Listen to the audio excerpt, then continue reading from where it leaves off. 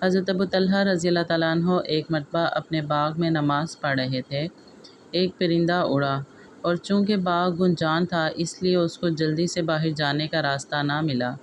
کبھی اس طرف کبھی اس طرف اڑتا رہا اور نکلنے کا راستہ ڈھونڈتا رہا۔ حضرت ابو طلحہ رضی اللہ تعالیٰ عنہ کی نگاہ اس پر پڑی اور اس منظر کی وجہ سے ان کا خیال اس طرف لگ گیا اور نگاہ اس پرندے کے ساتھ ادھر ادھر پھرتی رہی۔ دفعتاً نماز کا خیال آیا تو سہو ہو گیا کہ کون سی رکعت ہے۔ نہایت قلق ہوا کہ اس باغ کی وجہ سے یہ مصیبت پیش آئی کہ نماز میں بھول ہوئی۔ فوراً حضور اقدس صلی اللہ علیہ وآلہ وسلم کی خدمت میں حاضر ہوئے اور پورا قصہ عرض کر کے درخواست کی کہ اس باغ کی وجہ سے یہ مصیبت پیش آئی، اس لیے میں اس کو اللہ تعالیٰ کے راستے میں دیتا ہوں۔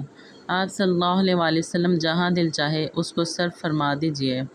اسی طرح ایک اور قصہ حضرت عثمان رضی اللہ تعالیٰ عنہ کے زمانہ خلافت میں پیش آیا کہ ایک انصاری اپنے باغ میں نماز پڑھ رہے تھے۔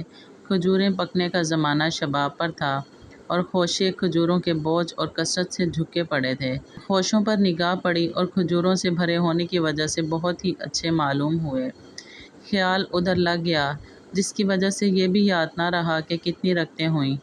اس کے رنج اور صدمہ کا ایسا غلبہ ہوا کہ اس کی وجہ سے یہ ٹھان لی کہ اس باغ ہی کو اب نہیں رکھنا، جس کی وجہ سے یہ مصیبت پیش آئی۔ چنانچہ حضرت عثمان رضی اللہ تعالیٰ عنہ کی خدمت میں حاضر ہوئے اور آ کر عرض کیا کہ اللہ تعالیٰ کے راستے میں خرچ کرنا چاہتا ہوں، اس کو جو چاہے کیجیے۔ انہوں نے اس باغ کو 50,000 میں فروخت کر کے اس کی قیمت دینی کاموں میں خرچ فرما دی۔ یہ ایمان کی غیرت تھی کہ نماز جیسی اہم چیز میں خیال آ جانے سے 50,000 درہم کا باغ ایک دم صدقہ کر دیا۔ ہماری آج کی نمازوں کا حال دیکھ لیجیے۔ نمازوں میں نہ جانے کتنے وسوسے اور خیال آتے ہیں، لیکن کبھی یہ سوچ تک نہیں آئی کہ ہم کیا کر رہے ہیں اور ہمیں کیا کرنا چاہیے۔